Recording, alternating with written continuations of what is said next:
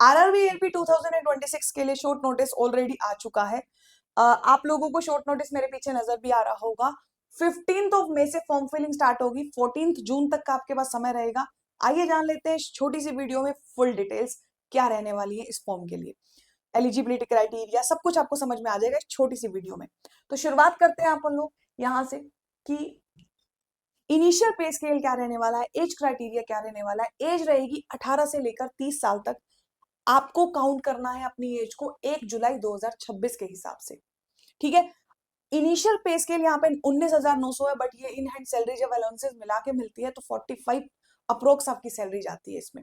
बात करूं अगर वैकेंसीज की तो 11,127 यानी कि 11,127 वैकेंसीज ऑलमोस्ट इसमें आने वाली है।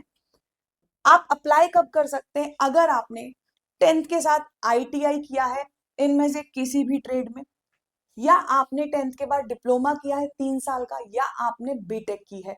किन सब में?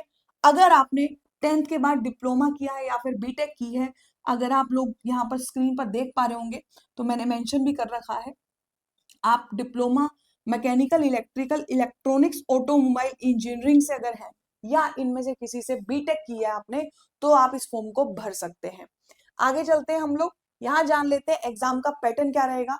सबसे पहले CBT1, CBT2, देन आपका साइको टेस्ट यानी सीबैट होगा। उसके बाद आपका पूरा का पूरा डॉक्यूमेंट वेरिफिकेशन होगा।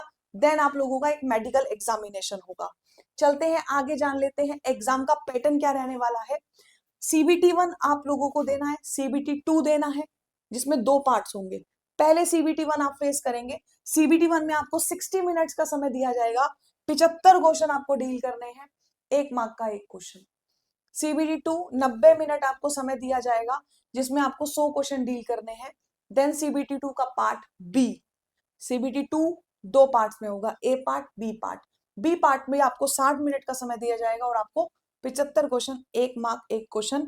नेगेटिव मार्किंग यहाँ पे आपकी 1/3 होगी हर गलत आंसर करने पर, ठीक है। अगर आगे बात करते हैं अपन लोग CBT1 के एग्जाम पैटर्न की, तो CBT1 के अंदर मैथ्स, रीजनिंग और आपका जनरल अवेयरनेस के साथ रहने वाला है जनरल साइंस। पूरा का पूरा 75 क्वेश्चन के अंदर इन सब का वेटेज मिक्स होता है। पहले बोला जाता था साइंस के इतने क्वेश्चन आएंगे, बट लास्ट ईयर जो पेपर हुआ यानी अभी करंट में जो एलपी का पेपर हुआ है वहां पर मैथ्स और रीजनिंग का वेटेज सबसे ज्यादा देखने को मिला। यानी ये मिक्स्ड क्वेश्चन होते हैं 75, ठीक है। रीजनिंग और मैथ्स के वेटेज ज्यादा देखने को मिलते हैं। फिर ये सब आपको हो सकता है आपको 10 क्वेश्चन साइंस से आ जाए, 12 क्वेश्चन आ जाए, ये अभी फिक्स नहीं है, ये बदलता रहता है, ठीक है। आइए बात करते हैं आगे अपन लोग CBT2 की बात करते हैं। CBT2 में आप लोगों को पार्ट ए के अंदर फिर से मैथ्स देखने को मिलती है। सारा चैप्टर है मैथ्स का, अर्थमेटिक भी आएगी, एडवांस भी आएगी, रीजनिंग फिर से आती है, और बेसिक साइंस और इंजीनियरिंग आप लोगों को देखने को मिलती है। CBT2 पार्ट बी के अंदर आप जिस ट्रेड से रहेंगे उस हिसाब से आप लोगों का पेपर होगा। देन लास्ट में बता दूं सीबैट के अंदर आप लोगों को मेमोरी टेस्ट होता है, आपका फॉलोइंग डायरेक्शंस होता है, डेप्थ परसेप्शंस होती है, मतलब आपको सिंबल्स आइडेंटिफाई करने होते हैं, ये स्टेप्स होते हैं जो आप लोगों से पेपर लिया जाता है। साइको टेस्ट होता है एक तरह से आपका, ठीक है, जिसपे आगे हम लोग और भी वीडियोस लाते रहेंगे। देन आप लोगों को सिलेक्शन प्रोसेस क्या होता है। जो CBT1 होता है वो सिर्फ क्वालिफाइंग नेचर में होता है, उसके मार्क्स काउंट नहीं होते, काउंट होते हैं CBT2 के पार्ट ए के मार्क्स, और वहां पर साथ साथ CBAT का स्कोर 50-50% वेटेज है, ये चेंज कर दिया गया, पहले 70-30 होती थी। यानी कि CBT2 पार्ट ए का 50% और CBAT का जो स्कोर होता है आपका 50%, वही आपका फाइनल मेरिट डिसाइड करता है। तो आप अगर फॉर्म भरने वाले हैं तो कमेंट बॉक्स में जरूर बताइएगा।